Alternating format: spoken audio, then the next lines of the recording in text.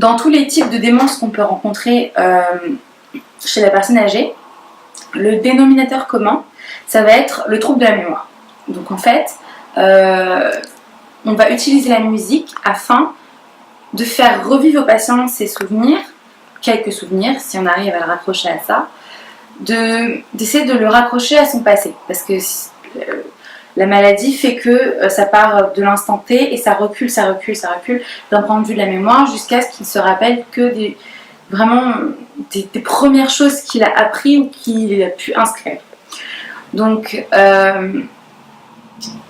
ce qui va se passer, c'est qu'on a deux manières de prise en charge, soit la méthode de musicothérapie passive, soit la méthode de musicothérapie active.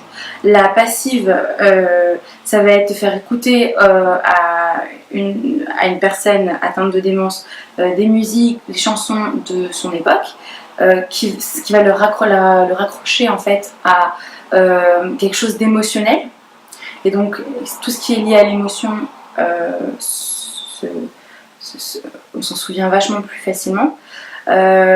Et on a la manière active qui va être la personne âgée et acteur elle-même de sa prise en charge, et elle va jouer de la musique. Alors c'est pas facile avec tous les types de patients, il faut que le patient ait un très haut niveau de connaissance musicale, donc qu'il puisse jouer d'un instrument mais qu'il a été dans sa vie très bon pianiste ou très bon guitariste.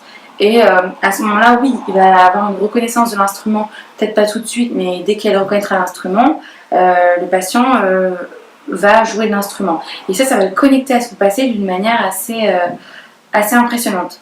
Et donc, voilà, donc toute la musicothérapie pour la personne âgée, ça va être vraiment la mémoire. On travaille là-dessus.